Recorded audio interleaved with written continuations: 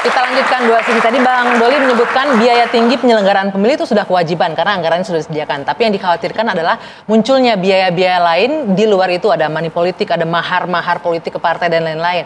Nah, saya ke Cak Jazil dulu nih. PKB termasuk salah satu yang setuju dengan ini. Pertanyaan saya yang tadi sebelumnya, apakah dengan dipindahkan DPRD memilih langsung kepala daerah, ini praktek-praktek money politiknya hilang sama sekali? Silakan, Cak. Baik, saya sebelum menjawab soal praktek politik, sesungguhnya wacana ini bukan wacana baru.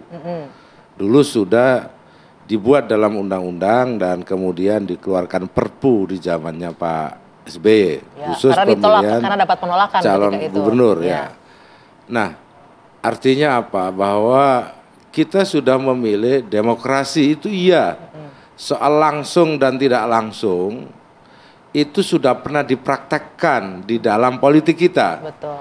Tinggal dievaluasi saja dan kita cari caranya.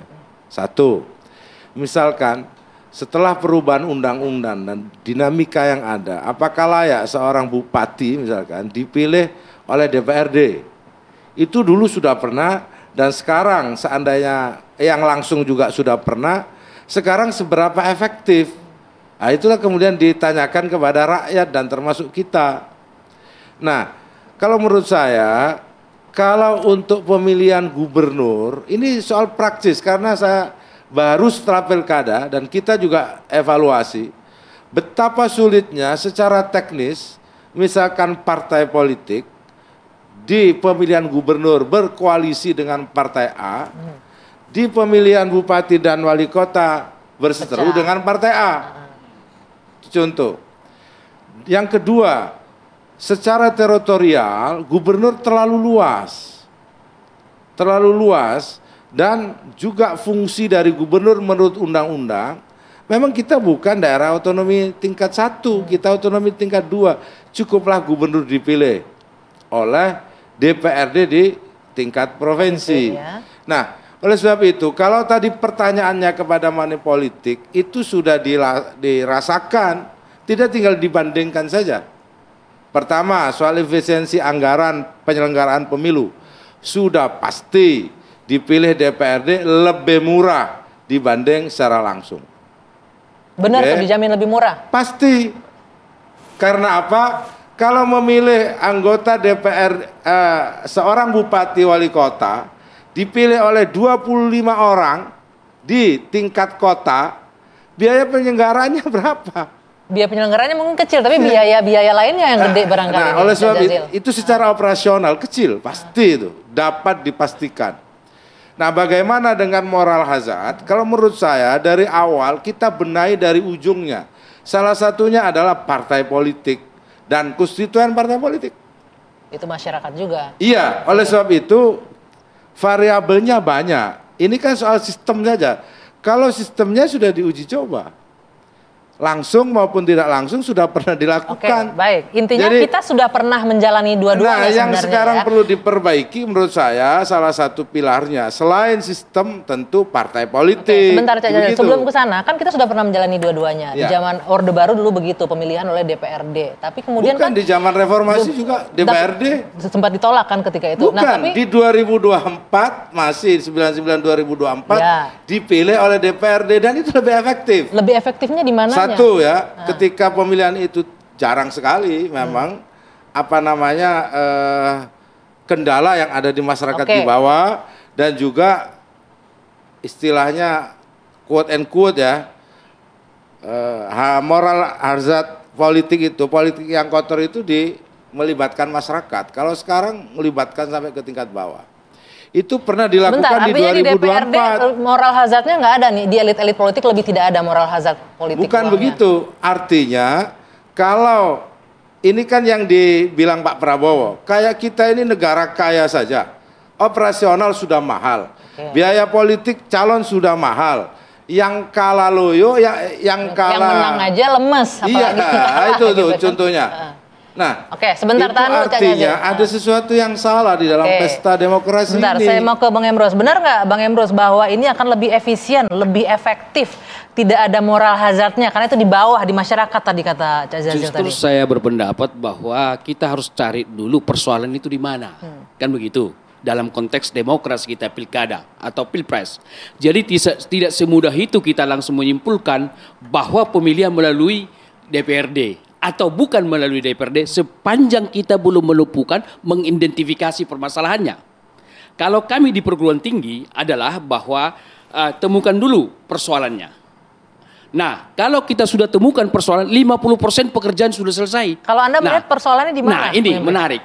Nah, sekarang pemilihan melalui DPRD bukan melalui rakyat, gitu ya. Persoalan bukan di rakyat. Kok hak rakyat yang diambil? Itu kan kedaulatan ada di tangan rakyat. Itu harga mati, gitu ya. Persoalan dalam pemilu kita adalah di partai. Begitu. Bagaimana katakanlah kultur partai, bagaimana proses politik di partai, bagaimana rekrutmen politik di partai, bagaimana mereka mengajukan calon mereka. Apa yang salah di sana? Apa yang salah di sana? Bagaimana proses politik semuanya di internal partai tersebut? Karena saya melihat mayoritas partai kita di Indonesia masih sentralistik, gitu ya. Masih ada ketokohan di sana. Saya tidak mau sebut hanya satu partai di Indonesia yang kekuatan faksi-faksinya sangat seimbang. Dibanding lain, saya kira tidak. Oleh karena itu persoalan kita adalah di partai politik tersebut. Jadi jangan seperti kata pepatah begitu ya, muka rusak, kaca yang dipecahkan begitu, cermin yang dipecah. Jangan itu. Rakyat sudah punya hak. Undang-Undang Dasar 45 menjamin kedaulatan ada di tangan rakyat, bukan di DPRD, bukan di presiden, bukan di menteri, gitu. Jadi di rakyat kedaulatan. Jadi jangan ada perubahan itu sehingga kita ambil alih kedaulatan yang ada di tangan rakyat tersebut. Kemudian sebentar Ibu, saya mau jelas karena apa yang dikatakan Pak Prabowo ini menurut saya perhatikan betul dari sudut komunikasi. Itu adalah spontanitas yang muncul tidak by design. Tiba-tiba begitu. Kalau itu direncanakan kan sudah diseminarkan. Katakanlah di kementerian dan lain-lain sebagainya. Tiba-tiba ini muncul kok. Boleh jadi karena proses politik ketika ada pertemuan di Golkar kan begitu. Bisa terjadi seperti itu. Oleh karena itu seperti Pak Doli katakan, Bang Doli katakan bahwa banyak variabel yang harus kita perhatikan. Saya terus terang kalau dikatakan itu memperbaiki sistem bukan. Mengganti sistem. Beda dengan memperbaiki sistem dengan merubah sistem. Kalau kita memperbaiki sistem, tetap dong kedaulatan di tangan rakyat. Mari kita perbaiki money politik. Salah satu misalnya, efisiensi money politik. Bisa kita lakukan, kita tekan seminimal mungkin. Tidak ada lagi beli perahu. 100% tidak ada. No misalnya. Baik di belakang panggung. Kan begitu. Baru kemudian bahwa tidak ada lagi misalnya kader-kader yang tiba-tiba muncul, tidak kader partai, dimunculkan. Menjadi diusung oleh di DPRD. Artinya atau sistem di partai harus dibenahi. Dibenahi partainya. Saya minta responnya Bang Doli. Benahi dulu di internal partainya. Jadi jangan langsung dilempahkan selannya ke masyarakat. Oh iya, jadi kalau tadi kita sepakat apapun namanya ya, mau perbaikan atau mengganti sistem, ini nggak bisa berdiri sendiri, ya. Nah makanya saya dalam beberapa waktu terakhir ini selalu mengendorse kalau kita mau melakukan penyempurnaan atau perbaikan sistem atau undang-undang pemilu termasuk pilkada dalamnya itu harus dikaitkan dengan undang-undang partai politik gitu. Dan ini memang secara umum beberapa negara juga itu selalu undang-undang pemilu, undang-undang penyelenggara pemilu dan undang-undang partai politik itu satu gitu. Karena apa? Itu ya, kita sering mengatakan bahwa jantungnya demokrasi itu adalah pemilu. Nah, pemilu itu intinya melibatkan partai politik dan rakyat, gitu loh. Nah, jadi kalau kita bicara tentang teori sistem representasi, ini nggak bisa dipisahkan. Makanya tadi saya katakan, kalau kita mau melakukan perbaikan, harus evaluasi. Saya setuju tadi, identifikasi dulu masalahnya. Jangan-jangan masalahnya bukan hanya sekedar politik biaya tinggi. Sebelum ini, kalau kita mungkin membicarakan ini setelah 2019, isunya waktu itu adalah polarisasi. Ya kan, terbelahan, ya, melibatkan rakyat rakyat banyak, isunya polarisasi. Jadi itu politik biaya tinggi, potensi polarisasi, potensi misalnya keterpilihan yang tidak rasional gara-gara melakukan pemilu dan macam-macam gitu. Nah ini dulu yang harus kita inikan.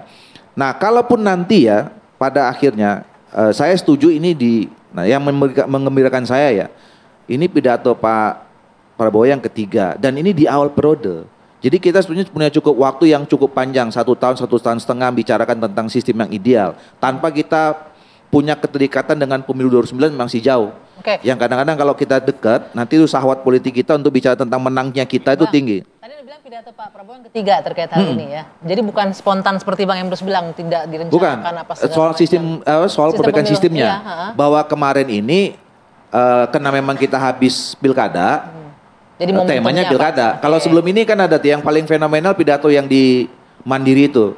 Pak Presiden bilang kan demokrasi is not easy, is noisy, mahal dan macam-macam gitu. Jadi artinya pidato ini harus tadi saya katakan harus kita tangkap sebagai membangun kesadaran bersama bahwa sistem politik, sistem demokrasi termasuk sistem ini belum ideal, Oke. belum sempurna, maka kita harus mencari yang lebih sempurna. Oke, baik. Mencari yang lebih sempurna. Salah satu opsinya disebutkan adalah dengan memberikan hak memilih langsung kepada DPRD. Tapi kemudian pertanyaannya, tadi disebutkan bahwa esensi demokrasi itu adalah pemilu. Partainya, rakyatnya untuk memilih langsung. Tapi kalau misalnya hak rakyat dikebiri, apakah ini masih bisa disebut demokratis? Kita akan bahas usai jeda sesaat lagi. Tetaplah bersama.